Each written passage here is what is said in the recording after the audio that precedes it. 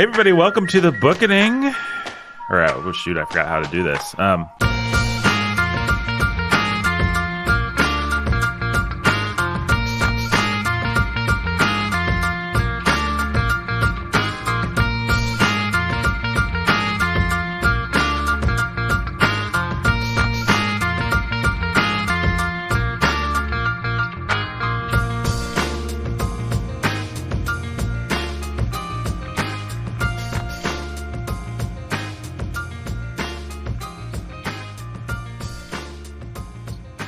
Hey everybody, welcome to the Bookening. Oh, wow, yeah, sorry folks. I have done this shtick now hundreds of times and I didn't do it right. I didn't say coming up next.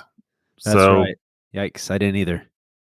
You don't know what's coming up next. Well, I guess I'll just tell you what came, which is me and Brandon. And this is a Bookening first. We are going to review a book that just hit the stands and that I haven't read, but it's by an author that we admire quite a bit. Just hit the stands. I'm acting like it's not a newspaper. It's not a newspaper or anything like that. We're reviewing the New York Times. We're reviewing the New York Times. No, we are reviewing a book that just hit the bookstores, the book stands. Yeah. And that book is Clara and the Sun. It is. By Kazuo Ishiguro. And Brandon, you've read this book and you're going to give us your review. What do you think? I am. We're going to get a whole episode out of this. Oh, yeah. Oh, yeah, buddy. Oh, wow. Means I have a lot of talking to do.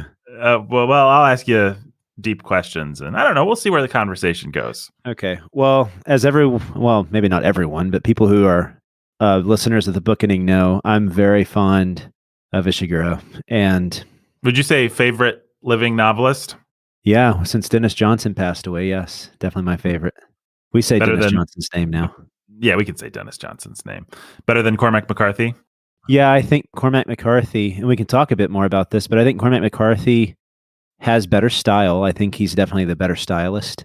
Mm-hmm. So he might be the greatest living writer if all you care about is style, but if you also care about content and well-structured novels. Yes. And I think Ishiguro has him beat. As someone who builds a novel and gives it to you as the complete artifact, Ishiguro, I mean, who else would even be in the running right now? Anybody? No, he's the one that got me excited to work on my dissertation again. So, well, there you go. So, and have you read every Ishiguro? Have you read everything the man ever wrote at this point? Yeah. I'm looking at my bookshelf right now. The only one, I take that back. The only one I've never finished, and it's only because I had to give it back to the library, but I just actually bought a copy of it again. So now I have it again. Mm-hmm. That's the proper way to say that. Right. Is When We Were Orphans. But, yep. I don't even think is that a more recent one or a more long ago one? It's kind of one of his more obscure ones, actually. Okay. I don't know anything about that one, honestly. Well, I mean, if you know most Ishiguro stories, you kind of know this one. It's about people who have a sort of misplaced identity and are dealing with trying to figure out who they are in this postmodern world. You don't say. Yeah. That's one of the things so kind of the research question that I'm interested in with Ishiguro and others. So I'm writing on the postmodernists. Mm-hmm. And what really interests me is the question of authorial intent. Surprise, surprise, I'm sure, for people who listen to the Bookening. Yeah, the question that we've wrestled with for the last 5 years now. And, the Bookening's helped me clarify my thoughts on a lot of this. So, Nathan, it'll be dedicated to you. All right. If it's ever finished. And a little postmodern drama itself, you get COVID that comes up. Mm-hmm. And then my dissertation director announces, hey, guess what? I'm retiring. So it just gets, but whatever. It's about your subjective experience of the dissertation. It's not about the dissertation as that's right, a thing in and of itself. That's right. But yeah, so the question of authorial intent, because you read an Ishiguro novel and the author's not really there. And so I've really been struggling with how does he, because I believe in the presence of the author. But with Ishiguro, what's really interesting is he is actually there, but you have to take his works as a whole.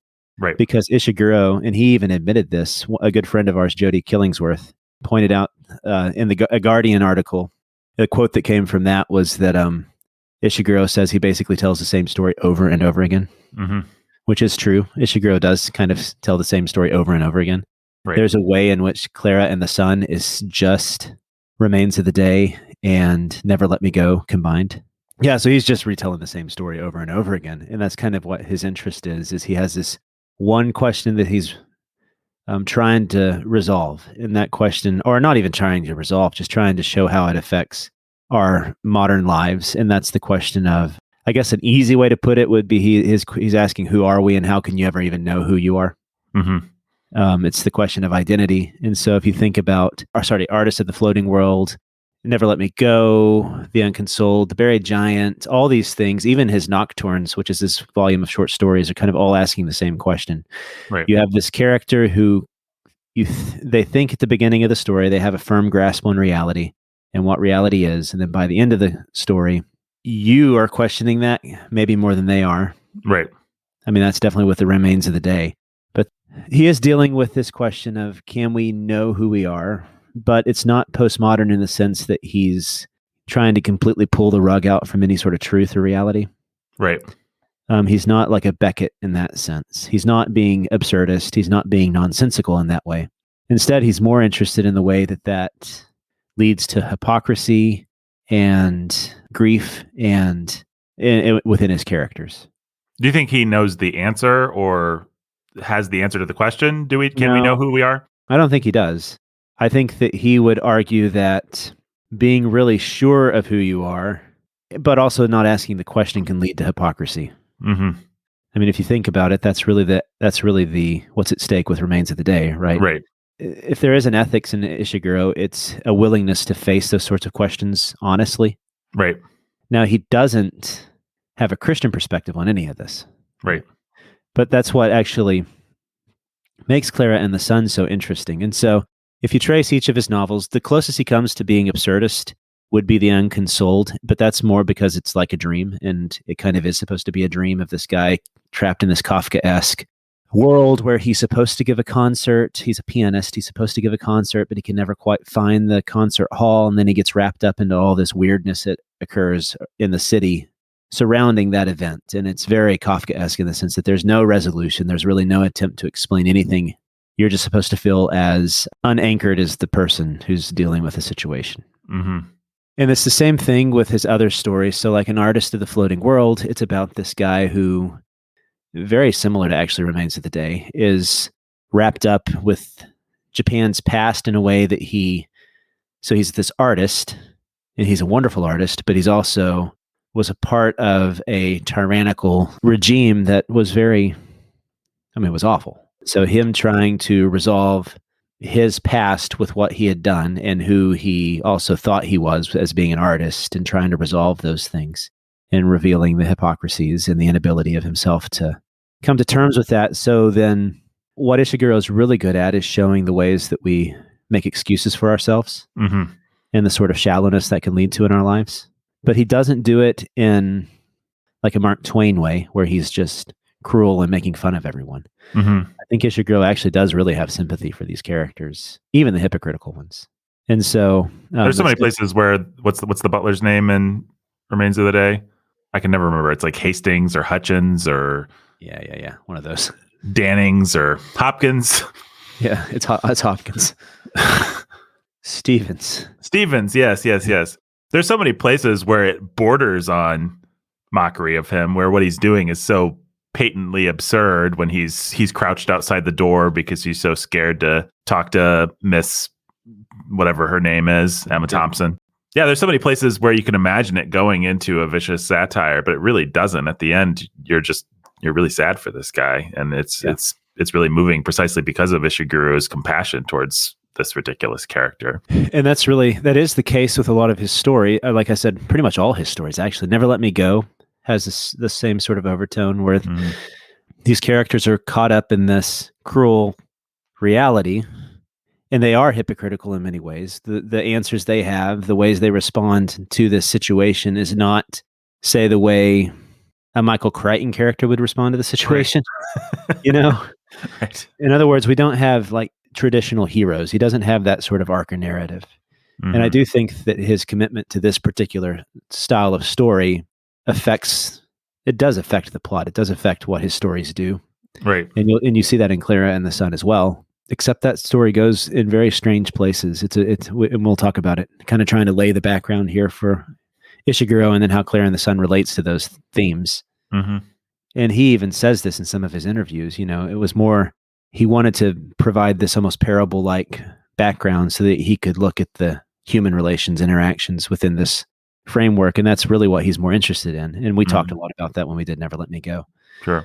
So I think the big question for Ishiguro is, given human interactions and given our modern situation, like what does that say about us? And what does it say about people who try to come to terms with these things? And how can they live ethically? How can they live in a way that makes, I don't want to say, so what's the postmodern thing everybody wants to be? What? You're not unique, not eccentric, but authentic. Authentic, yes. I really don't think he's interested in authenticity, because I'm not sure he believes that you can be really authentic. Right. I think that he thinks that anyone who attempts to be authentic is really just as hypocritical as everyone else. Mm-hmm. And so I guess what I'm trying to tease out here is I think that at the end, so this could lead to two different ways here. This could lead to the sort of absurdism of Beckett, or I guess it could lead to three ways because you have Ishiguro's response. Or it could lead to despair. Mm-hmm. And his novels do verge very close sometimes on becoming full of despair. Right. And Never Let Me Go is very sad. I think what he ends up, and I'm not saying any of this is like good or that anybody should take this as a lesson that you leave home with and try to be Ishigurian in your lifestyle. Mm-hmm. But anyways, what I do think that he sees as the answer would be a sort of, like I said, Socratic answer, which would be admitting what you don't know, a sort of stoic humility in the light of not being able to know who you are, not being able to really know anything truly, because any other attempt to say you do leads to hypocrisy. And it does lead to that sort of inconsistency. And it does lead to the fact that any attempt to come to terms in any other way in our reality does lead to sort of bitterness or despair or anger or any of those sorts of things. And you see that in all his characters, right? Mm-hmm. And that does make him interesting, because what always fascinates me about Ishiguro, and you see it in Clara and the Sun too, is he comes really, really close to seeing depravity in the sense that all of our attempts to make sense of ourselves and to control ourselves in any of these things fail. Right. And and it's interesting that his heroes end up either being clones or robots, right? The ones that come closest. And Clara and the Sun, I think that with Clara, who is the heroine of this particular novel, I do think she, of all his characters, comes the closest to having a honest way of living in the world, in an Ishiguro world. And it's really strange because she's very religious, and we can talk more about that here in a minute. So I guess a good counterpoint to him would be, for people who are reading along with Bookening, would be Rushdie. Because Rushdie, I don't get the sense with Salman Rushdie that he's ever really trying to offer us a morality outside of storytelling. Right. Right. That through art and through creativity, we can kind of reshape the world in a way that makes sense to us. And that kind of is the ultimate good for Rushdie. And so that he tells all different kinds of stories. Right. But what's fascinating about Ishiguro is he does have this one central question. And I don't know, how would you put the question that he's asking? Or like the stories that he's telling? You've now read a few.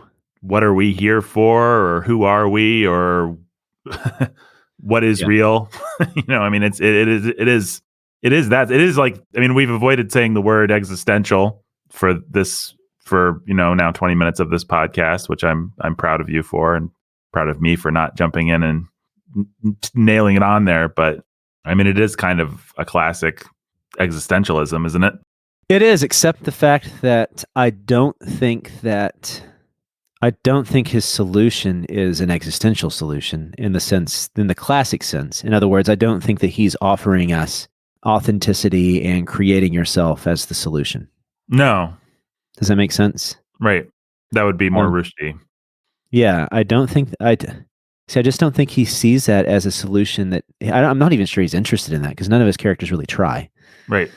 There's sort of and like I said, this could lead to despair, and there is definitely a sadness and a self-involvement that's pretty essential to Ishiguro, except for the fact that, I mean, I don't know. I don't want to say it's narcissistic because I don't think he is.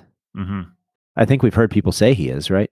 Yeah, I think so. I mean, what are some of the criticisms we've heard of him before? That he's a navel gazer. I think a friend of ours, mutual friend, tried to read whatchamacallit, Never Let Me Go, and said they just couldn't stand all the self-referential navel of the character, not of Ishiguro, but just the narcissistic navel gazing, I think was what they said. And where that comes from is almost every single one of his novels is from the first person. Right. So you can't so when you're trying to deal with the first, and I think he doesn't, well, Buried Giant's not, but when you try to write a book from the first person, you're going to inevitably have a little bit of navel gazing. Because but I think every character that would. James Elroy, the crime novelist, said the great thing about a first-person novel is that the intrinsic built-in interest that it has is, this is the most important thing that ever happened to me. If someone's telling their own story, it's because it's the most interesting, important story that's worthy of being told. That's part of the drama and the suspense of any first person narrative, and it's kind of built in. And so I don't actually see it as narcissistic. I see it as, narcissism is Holden Caulfield saying, here's my boring story that doesn't really mean anything much, and I feel the need to share it with you because I just don't care whether you're interested or not. I'm a narcissist. I think I'm important.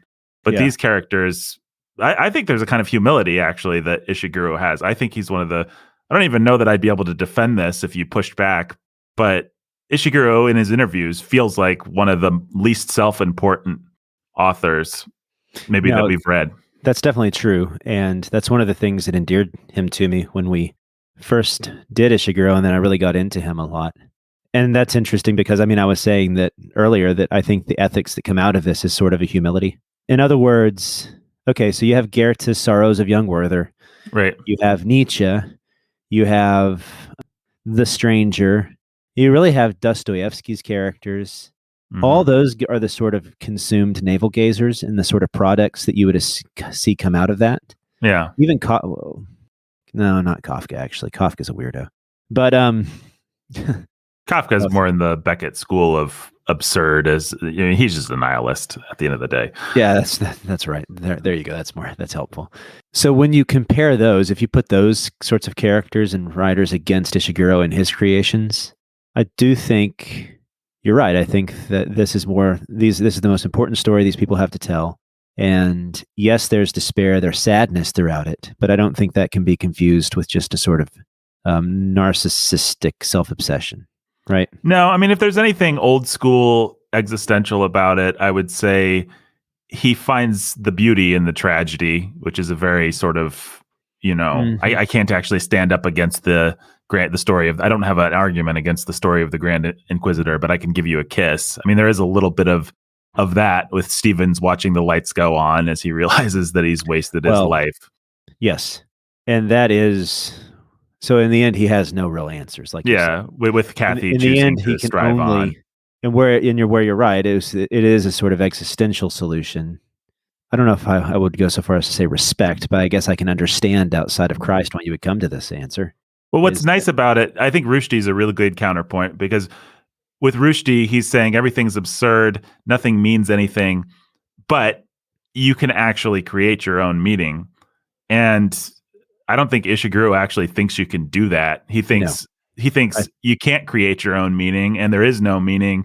And I mean, I'm painting more broadly than I should here, but just to sort of paint a big picture of it, I think what he's saying is we can never quite capture that elusive meaning or purpose or authenticity. And so we just need to be humble, and we can find the small beauties within the despair, but we can't defeat it. The closest he comes to philosophically would be Milhauser and Martin Dressler. Yeah. Because that kind of has the same philosophy at the end of the book, right? Yeah. Here he is trying to build an authentic self, and in the end, he has to just learn that the best you can do is live in the moment and take pleasure in the small things. Right. And I think you're right. I do think that's what Ishiguro, he comes to the conclusions in almost every single one of his stories that yes, there is a lot of despair in life. There is a lot of horrible things that happen. There are a lot of sadness, but that doesn't excuse you to just be hypocritical, to lie to yourself.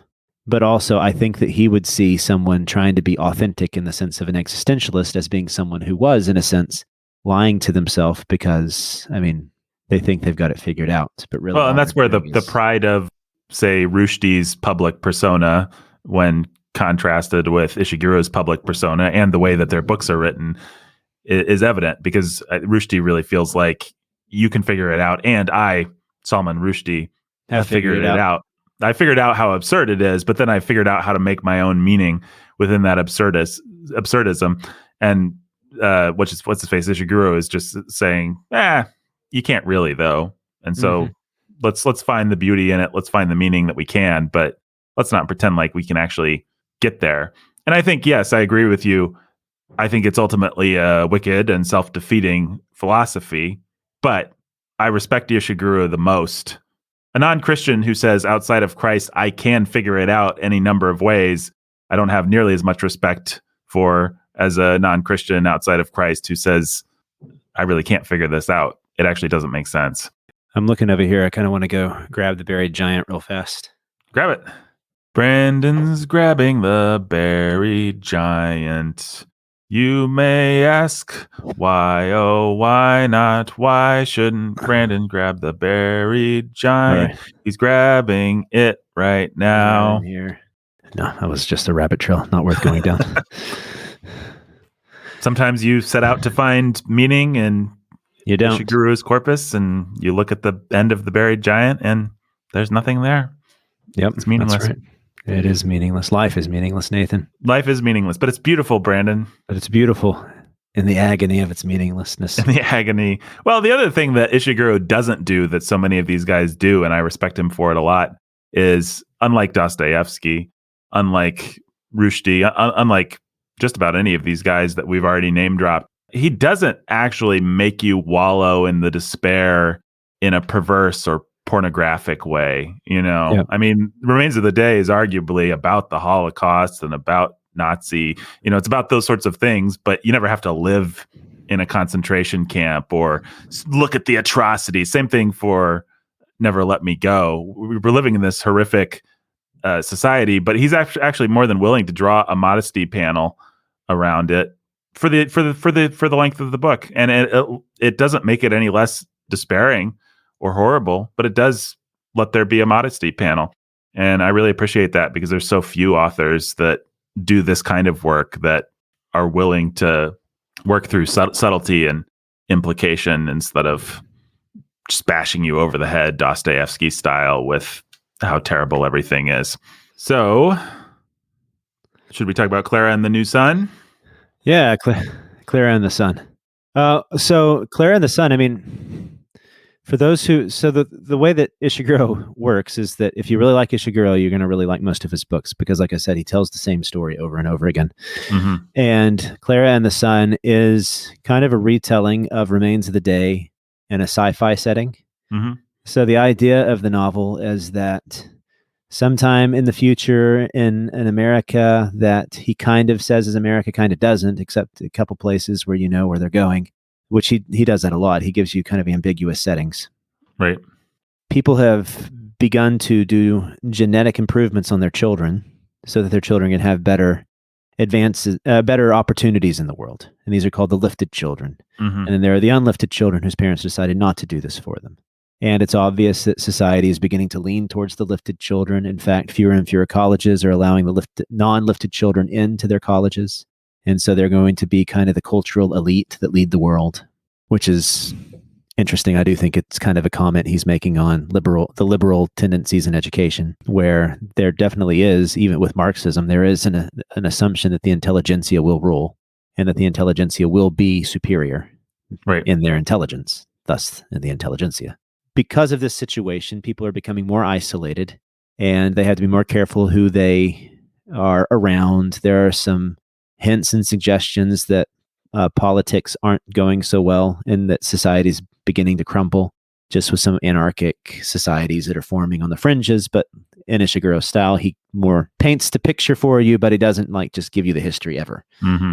And he does that with Never Let Me Go too. He never just stops and says, "This is the world we were in," right? Right. Which actually I appreciate about him. It allows him to not run into the inconsistencies of trying to build a world and worry about all the little details that he needs to be concerned about. It's also just good world building, I think, when I think it someone works for him. starts by saying, here's how it is, and here's all the different pieces. It's like nobody actually experiences life that way. And so even not with a big splashy sci-fi story of a more explicitly sci-fi story, I appreciate it when they give you things gradually, because it just makes you feel like you're living in the world. Yep. And you learn things by implication. That's how you actually learn things. So that's the world. And within this world, since everybody's so isolated, these lifted children, and they usually come from wealthier families, obviously, need playmates. And so there are two solutions. One, they'll have these weird little meetings where all the other lifted children around will be invited to come and hang out for like an evening, while all the parents will let them like talk in the living room, and all the parents just kind of observe from the sidelines because they don't want to interfere with their child's development. All these parents are just terrified of their children not fitting in the society. Right. Again, being a comment, I think the obvious implications with America are pretty are there. Or these, what is it, the helicopter parents? Absolutely, yes. But also just everyone's concern about like, which school is your kid going to go to? And is it going to give them the best opportunities and all this? And like the one kid who actually seems like a decent kid in this book is the one that's not lifted. Right. Even Clara's owner, Josie, who is lifted, has some issues that, Now, the other big thing with the lifted children is that it's implied that it doesn't always go well, and that these parents make this choice knowing that it might eventually kill their child. And so that's a significant part of this novel. And so Clara is what's called an AF. I don't even think it ever actually says. I assumed it means automated friend. So automated friend. And so here Clara is, and the novel opens up with Clara's perspective of being in a shop and waiting to be purchased and taken home so that she can be a part of this society, this household. There are new upgrades that have been made to the model that are also then introduced into this shop while it's like an what do you call it? An iPhone store. Yeah, an Apple store. It's like an Apple store is what it seems like. And so the story picks up there, and it's really, I feel that he must have spent a lot of time trying to figure out how to present the world from the consciousness of an AI. It's really interesting, some of the solutions he comes up with, and not all of it's perfect. Some of it's weird, but you can definitely tell that he was trying to deal with like, what would consciousness look like for something like this? And so the whole story is told from the perspective of the AF, which is Clara. And eventually she's purchased and she's taken in by this family. Should we do spoilers?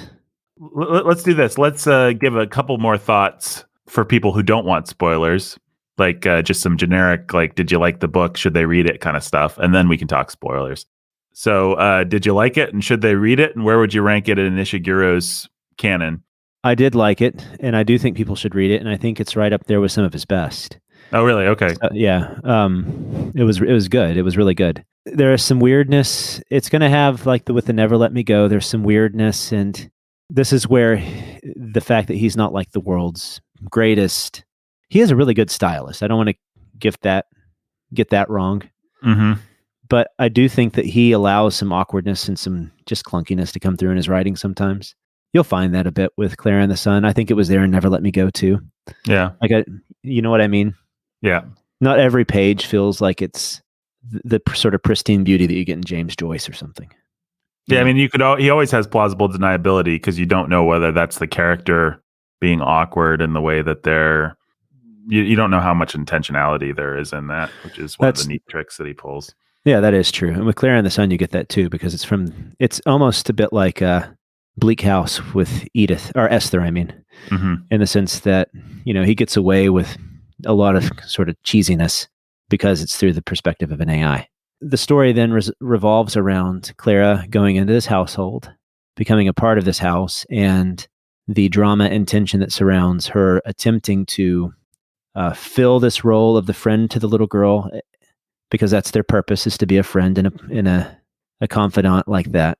So in that sense, you can see the Stevens parallel, because here she is trying to make sure that she's fulfilling this role, but then also struggling with whether or not she should do more than her role in order to help the family. Because I don't think this will spoil anything. That sickness, the genetic sickness, it does come into play in the novel because Josie gets very sick. And so then Clara feels that she has to try and find a way to help. And the solution is really interesting. And this is where the title of the novel comes in, because Clara, and at first I was thinking that Ishiguro was going to be trying to make fun of Clara, and this is actually, I think this is a good way to kind of pinpoint exactly what Ishiguro does, and where he does have a sort of humility and a sort of, he doesn't like to come to conclusions about anything. Right. Because Clara is very simple. And so all the AIs are solar fed, like they get their energy from being in the sun. Right. And so this leads to a sort of primitive religion where they worship the sun. And they think that the sun must, and so there are these scenes early on where it looks like the sun has also helped people. It brought two lovers back to, or it brought not a lovers, but it's the implication is like a estranged father and daughter back together. Right. She thinks it helps revive this beggar who just died on the street. And so she just sees the sun as being this life-giving force. And so there's a barn near the house where Josie lives. It looks like the sun sets there every night. And so Clara gets the idea that that's where she could go and talk to the sun and plead with him for Josie's sake. And so she does. And then the novel kind of goes from there with all the weirdness that surrounds what she thinks she needs to do and stuff like that. So you get into the novel and then you're really worried, oh boy, this is just going to turn into a pessimistic awakening for Clara, showing her that, there is no God. Or it's going to be a tongue-in-cheek kind of pat on the head. Oh, isn't she cute? And there is no God, But what Ishiguro ends up doing is kind of unexpected. And I guess it shouldn't be surprising because it's Ishiguro, but he does leave some ambiguity there. And he definitely does never once make you feel like Claire is an idiot or belittling her for this sort of stance, which was fascinating because I think in the hands of any other, you put it in the hands of Beckett, you put it in the hands of James Joyce, any other sort of postmodern writer or even modernist writer, and they would have taken the opportunity to at least made very clear that they don't believe that the sun is a god. Right. Does that make sense? Yeah. And so the novel it is asking questions about faith and questions about that I don't think he's ever asked in any of his other books.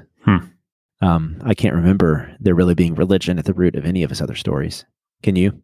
No. And so, yeah. So this book really does become with him grappling with that question. And the fact that the one person who does have faith, A, she's not human, yet B, becomes one of his probably least hypocritical heroines of any of his novels. It's really interesting. Yeah, that is interesting. And the fact that he doesn't pull the rug out from under her. He doesn't make her lose her faith. I guess this might be spoiling a little bit here. It is interesting. So, wow, that's a good teaser for reading it. Yeah, people, and so I think that this really. So if you think about Ishiguro as being the kind of author who asks these sorts of questions, and that's what he does, is he wants to ask the big question about who are we, and how can we come to terms with that in a way that, is there any such thing as honesty? I don't think he has answers to any of this, right? Right. Is there any such thing as authenticity? Is there any such thing as honesty? Is there any such thing as truth? And I get the sense that he wants to think there is, but he doesn't know. And so I think that Clara and the Sun is a really interesting addition in his work, because with that novel, he actually says, now it's a cheap way in the end to get around it, because basically all he's saying is, if you want to have faith, that's great. Right. But the fact that it's just really fascinating that Clara is the one that he chooses to do this through.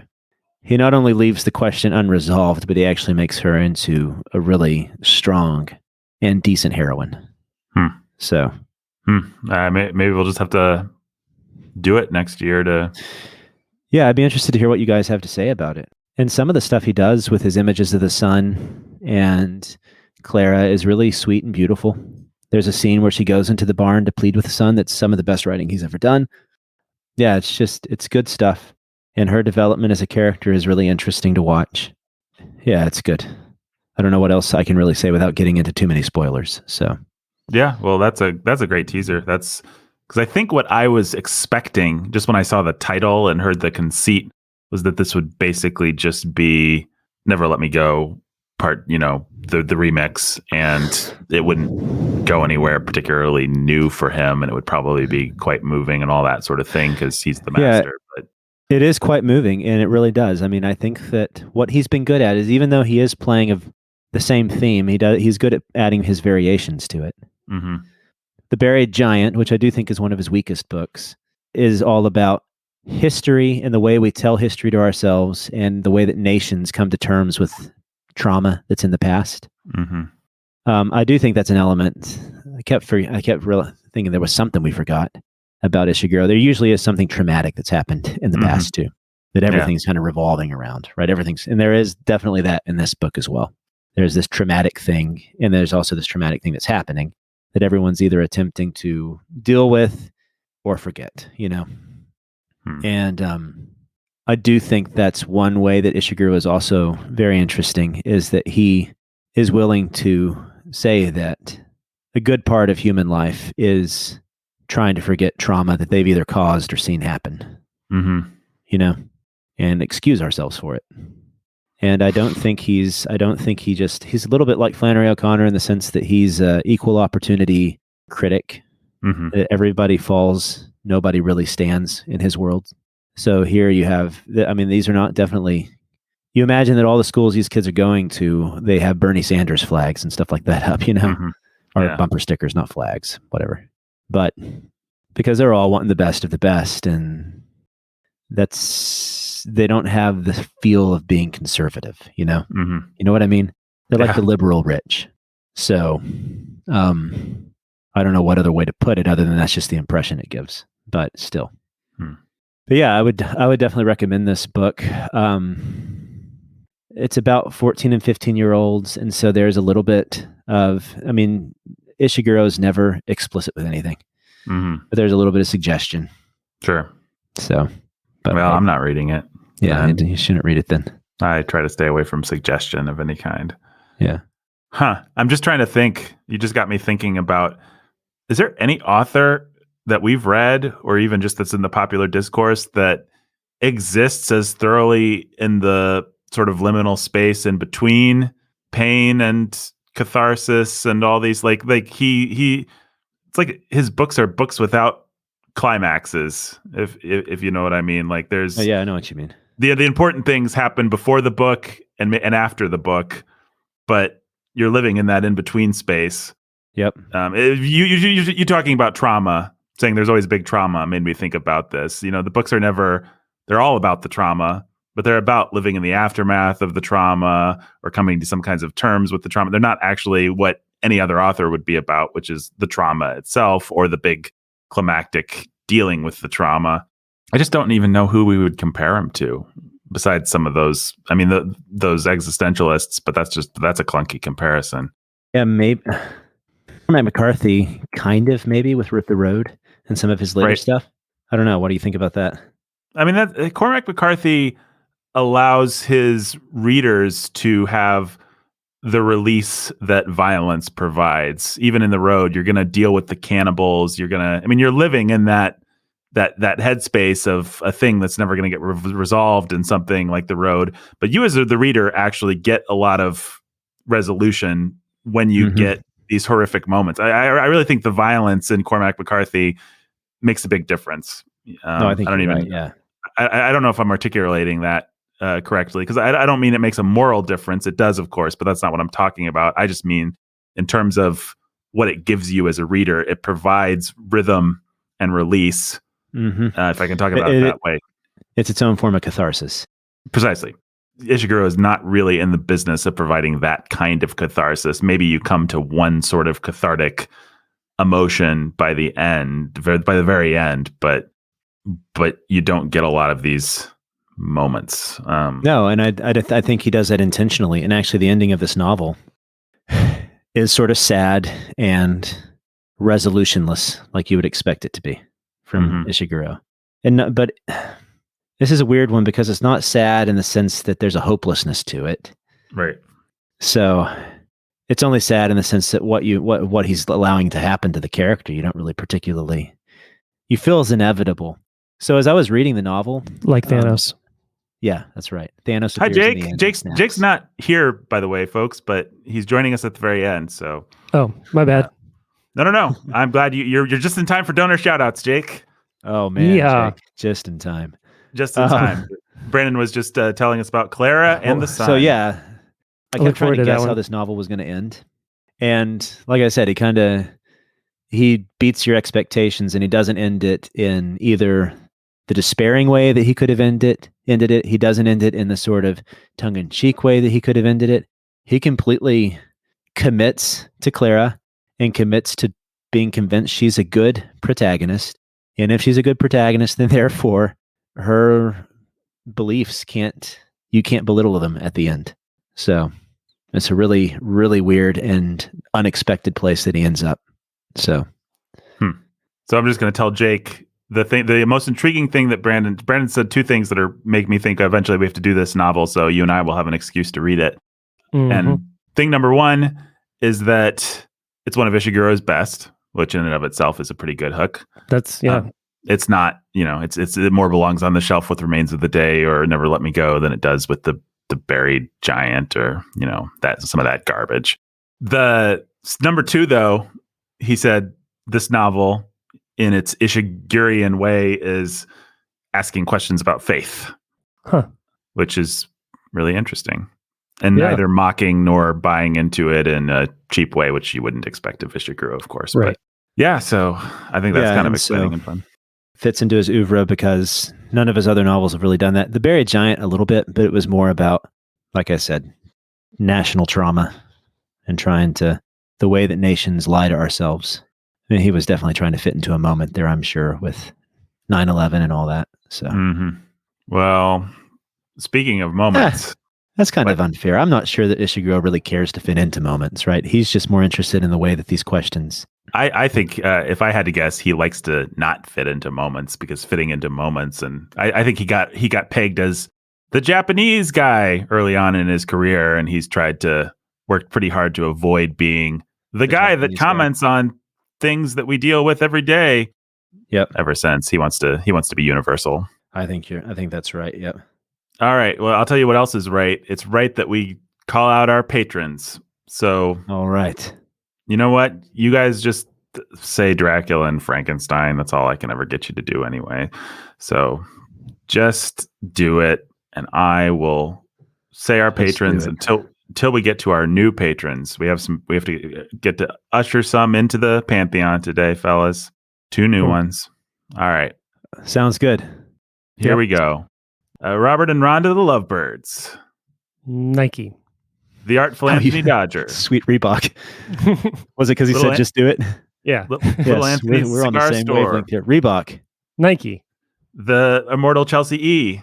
Nike. Reebok. Come on. Jimmy Beam and Little Annie Oakley. Reebok. Nike. I fully expected Adidas, but that's okay. You can go Reebok if you want. You're from the 80s. I'll do the one everybody expected me to say. Go ahead. New Balance. That's actually what I was going to say. New Balance. Oh, really? Yeah. Puma. Yeah. Jimmy Beam and Little Annie Oakley. Doc Martens. Lily of the Valley. Nike. I'm just going with Nike. Chucks. Andrew Nestor the Lovebirds. Nike. The Keith Master. Asics. David's Mighty Men Trucking. Nike. Reebok. John and Jill and Little Baby Max. Saucony. No, Nike. Saucony. Jay and Katie, who are cold and love cheese and also see us loose, including to way of faces. Nike. Yeah, probably Nike. Airwalks. Of Wonder and Happiness, Mother Beth. Nike. Reebok. Consul Prime Adam, Jeremy the Dark Hood, Lord of Death, Nathan Not Me, Maya!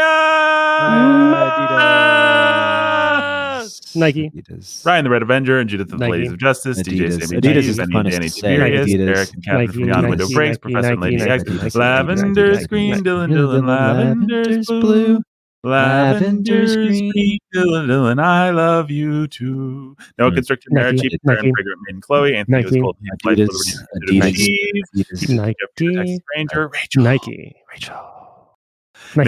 Ellen, Return of the Jedediah, Jay Nike, Ruin, Timothy, John, Eric and Katie, Nike, who are warm and love, Maddie, Matt, and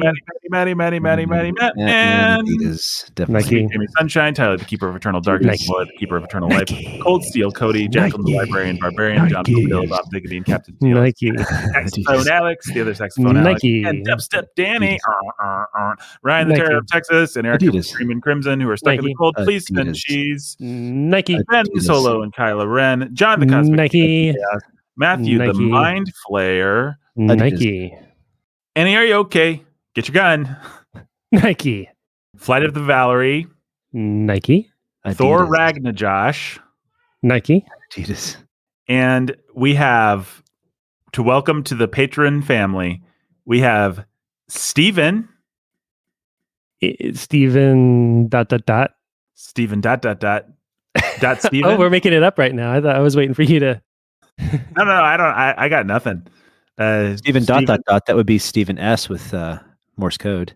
So we could just say ..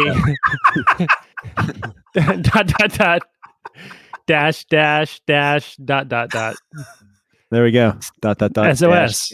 Stands for Sound of Sanity. So save our ship. Sound of Sanity. It's 3 dots, 3 dashes, 3 dots, right? What are we actually going with? He's Steven ... Samuel Morse. It's Morse code. Morse. Samuel. Yeah, that's Steve Sam. That's no, he's Steve. Sorry, Stephen Morse. I've got nothing, man. I'm sorry. I was just waiting. I thought you had something awesome. I'm going to call him Steven ... for now because that's awesome, and we'll see if we want to change it. But we got to kind of try these on. It's like a new pair of shoes. You got to try it on. New pair of Nikes. That's right. New Balance. Welcome to Steven, and welcome also to Peg. Peggy Carter. Hey, Square Peg. We're not going to call her Square Peg. She probably had to put up with that her whole life. How about Peglodon? Peglodon. Sure. Yeah, I like that. Yeah. It's a giant prehistoric man-eating shark. Yep. Peglodon. Nope. We're not actually saying she's a giant prehistoric man-eating shark. No. She's just as awesome as one of those would be. If she's as awesome as one. And we're not ruling out the idea that she's a giant prehistoric man-eating shark. Would that be the first giant prehistoric man-eating shark to support us? Thinking. Maybe. I mean, your brother does support us. Scanning list. Who can I insult? Yeah. You beat me to somebody that was... Safe, yeah. Brandon's brother is not a man-eating shark. He only eats women. Well done, Nathan. Yeah, no. We'll be back. Goodbye. Goodbye. Bye.